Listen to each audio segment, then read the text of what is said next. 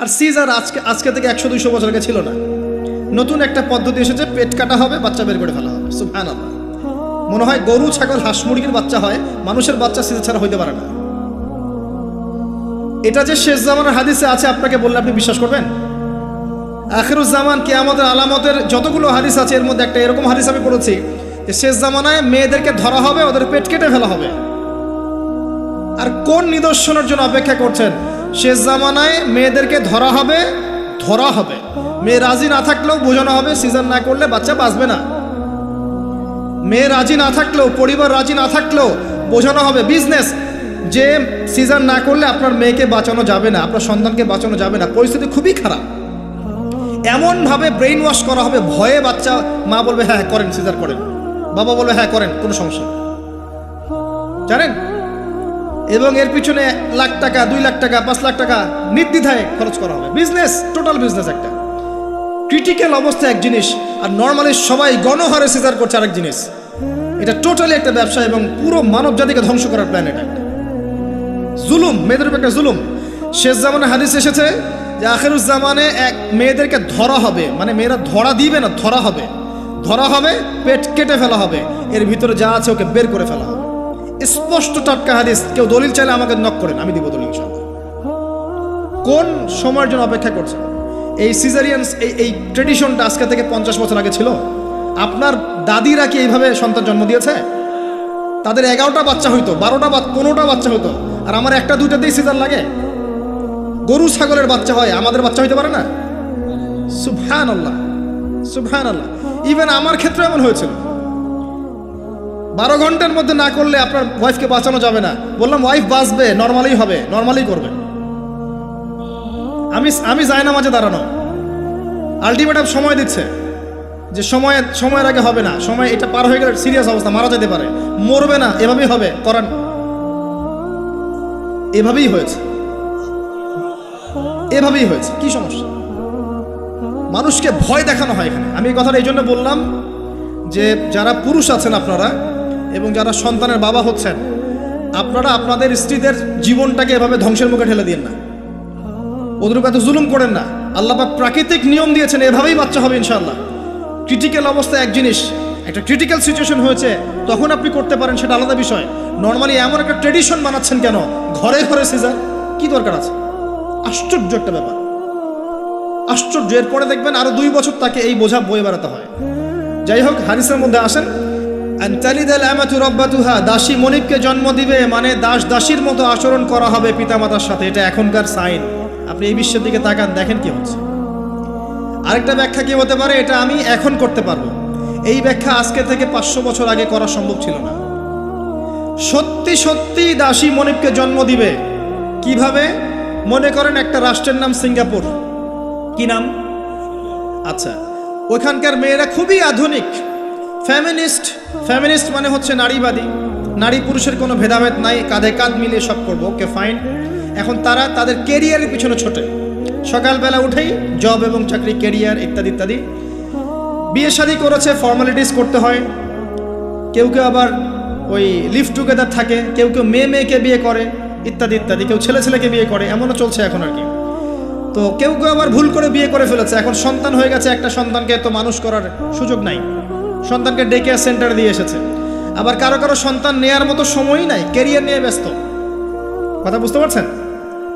সন্তান 7 মাস 9 মাস পেটে ধারণ করব, আবার এই সিজার বা নর্মাল ডেলিভারি, আরো 2 বছর কষ্ট ইত্যাদি ইত্যাদি। দরকার কি সন্তান নেয়া? কি করা যায়? দরিদ্র দেশগুলো থেকে মেয়েকে হায়ার করা হয়। যেমন দরিদ্র দেশ মনে করেন যে আমাদের ধরেন মালদ্বীপ বা আমাদের শ্রীলঙ্কা বা আমাদের আফগানিস্তান বা আমাদের অন্য যেগুলো দরিদ্র কান্ট্রি আর কি, ইন্দোনেশিয়া থেকে বেশি নেওয়া হয়, যেগুলোর মাথা পিছু অনেক কম। আচ্ছা, একটা দরিদ্র দেশের মেয়েকে নিয়ে এসে একজন পুরুষ স্পার্ম মানে শুক্রাণু, তার যে শুক্রাণুটা আছে, এই শুক্রাণুটা বিশেষ পদ্ধতিতে ওই মেয়ের ওই ডিম্বাণুর সাথে মিলিত করে ইনজেক্ট করা হয়। আমি কি বোঝাতে পারছি? একটু বোঝার চেষ্টা করেন।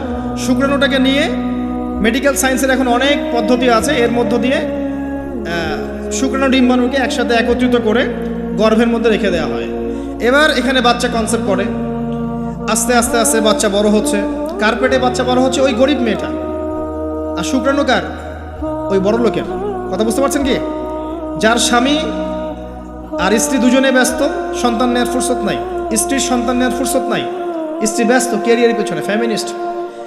এবার 9 মাস এই মেয়েটাকে খুব ভালো মতো খাওয়ানো হবে, ভালো খাওয়ানো হবে, ফ্রেশ পানি খাওয়ানো হবে, ফ্রেশ খাবার, একদম তরতাজা একটা বাচ্চা চাই। 9 মাস পরে এই মেয়ে বাচ্চা খালাস করলো, সিজার হলো বা নর্মাল ডেলিভারি হলো। এই যে বাচ্চাটাকে জন্ম দিল এই মেয়েটা, গরিব মেয়েটা, এবার এই মেয়েটাকে কিছু ডলার দেয়া হলো। তুমি 9 মাস গর্ভধারণ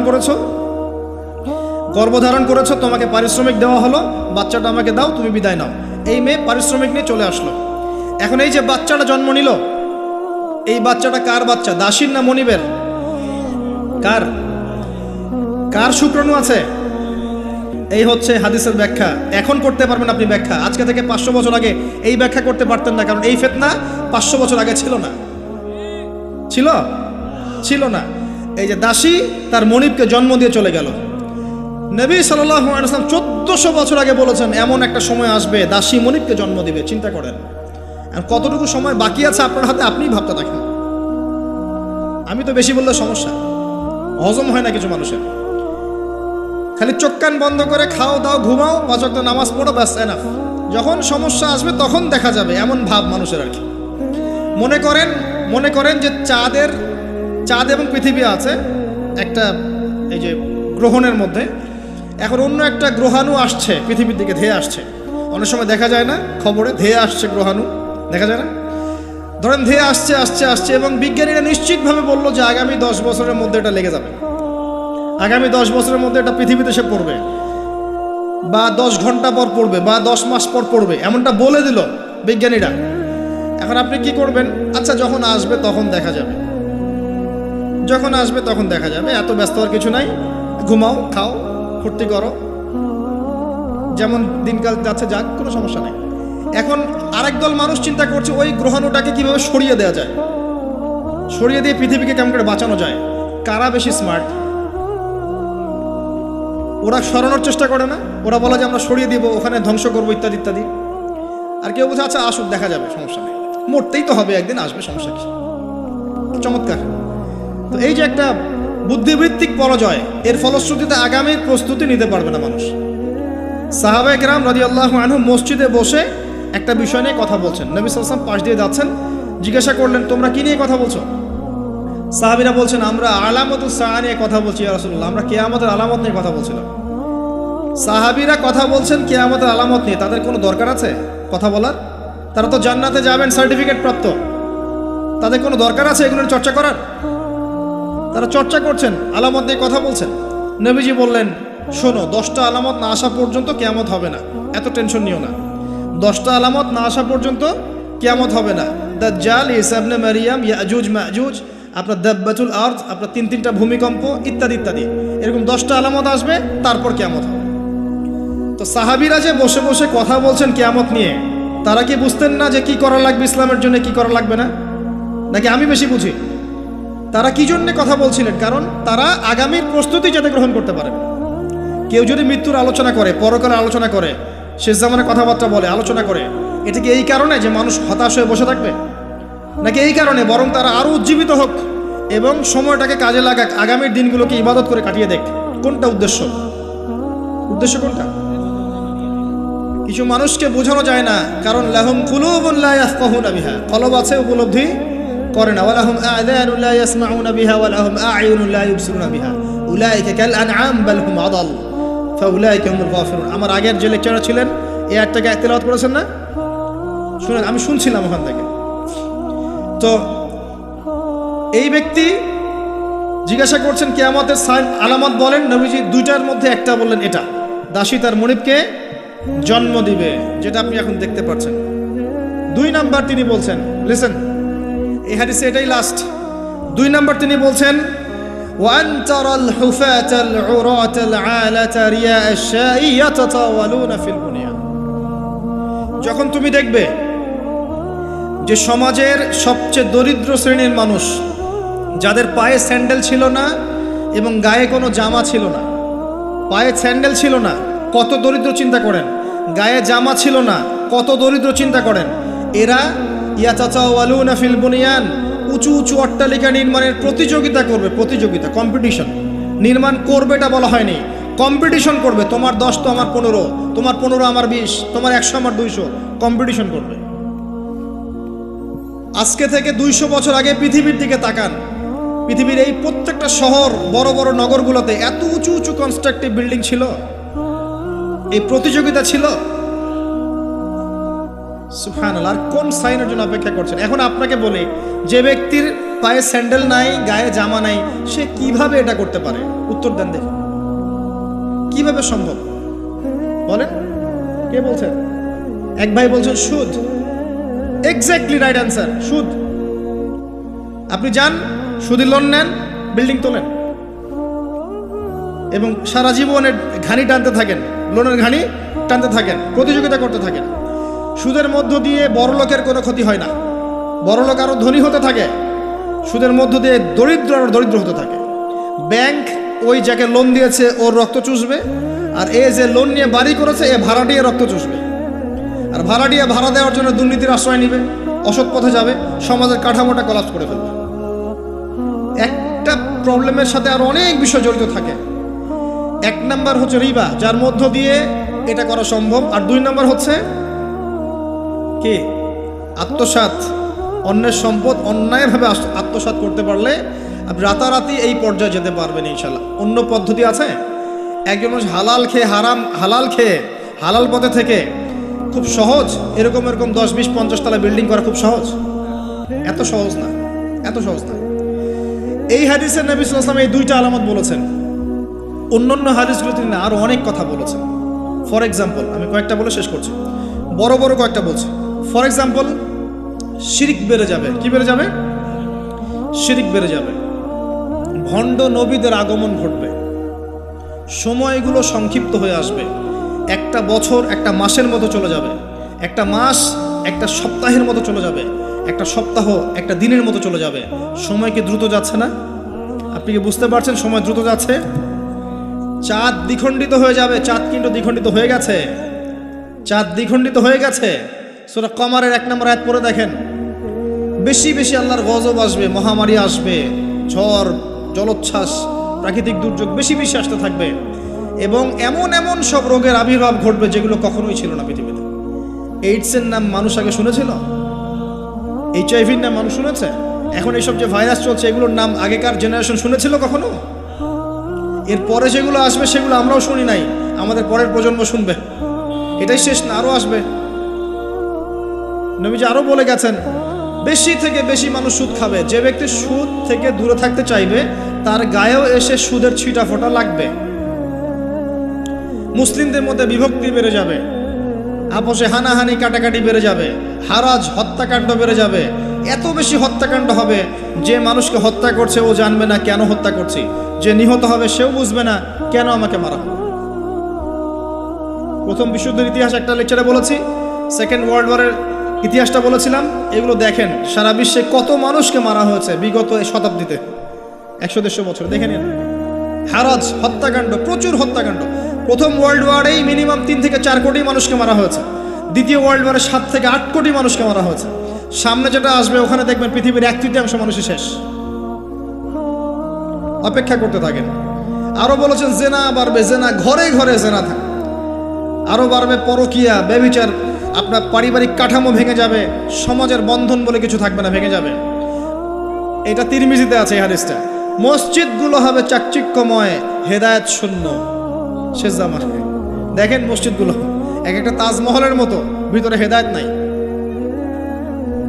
ইসলামের খালি নাম থাকবে, মানুষ ইসলামের মূলনীতি থেকে সরে আসবে। কোরআনের খালি মাসহাফ থাকবে, মানুষ কোরআনের শিক্ষা থেকে সরে আসবে। মানুষ কোরআন পড়বে, কোরআনের মূল মেসেজগুলো, মূল নীতিগুলো ওর গলার নিচে নামবে না। হাদিস, মানুষ কোরআন পড়বে, কোরআনের শিক্ষাগুলো গলার ভিতরে ঢুকবে না। আছেন এখন আপনি দেখেন কত মানুষকে দেখবেন কোরআন পড়তে জানেই না অর্থ কি জিনিস। আর যদি কেউ বলে অর্থ পড়ার দিকে উৎসাহিত করে, অর্থ পড়া উচিত, অর্থের দিকে যান বলবে, ওকে আবার বিতর্কিত করা শুরু করে দেবে। মানুষকে তো উৎসাহ দেওয়া দরকার যে আপনারা অর্থ পড়েন, তাহলে কোরআনের মূল মেসেজটা বুঝতে পারবেন। একজন আলেমের কাজ কি? মানুষকে কোরআনের মূল মেসেজটা শিক্ষা দেয়া, উৎসাহিত করা। আপনি তেলাওয়াত করলে তো নাকি পাবেনই, অবশ্যই প্রত্যেক হরফে 10 নাকি পাবেন, কিন্তু তেলাওয়াত করলেই কি অর্থ বুঝতে পারবেন? অর্থ না বুঝলে কি ভিতরের কথাগুলো হজম করতে পারবেন, শিখতে পারবেন? এটা বোঝার জন্য কি লাগে ভাই? সামান্য কমন সেন্স যথেষ্ট। নবীজি বলেছেন জেনা বাড়বে এবং নারীদের সংখ্যা বাড়বে, মেয়েদের সংখ্যা বাড়বে, মেয়েদের সংখ্যা বাড়তে থাকবে। এমন একটা সময় আসবে প্রত্যেক একজন পুরুষের জন্য 40 জন মহিলার দায়িত্ব চলে আসবে। স্ত্রী না ভাই, এত খুশি হওয়ার দরকার নেই, স্ত্রী কথা বলা হয়নি।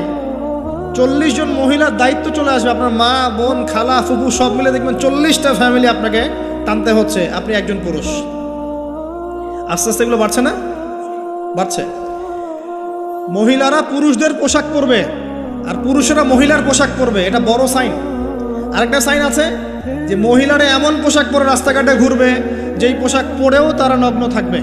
নিসাউন কাসিয়াতুন আরিয়াহ মুইলাতুন মামিলাত।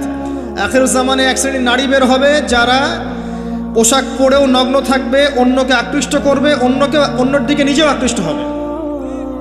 আপনাদের এখানে এই ট্রেডিশন নাই? বলতে থাকলে ভাই রাত শেষ হয়ে যাবে, আমি আলোচনা গুটিয়ে নেওয়ার চেষ্টা করছি।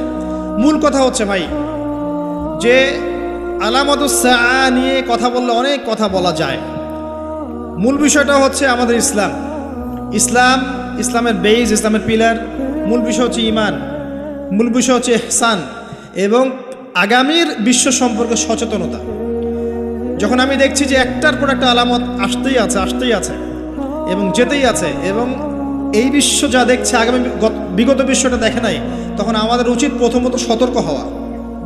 প্রথম কাজ কি করা উচিত? সতর্ক হওয়া উচিত।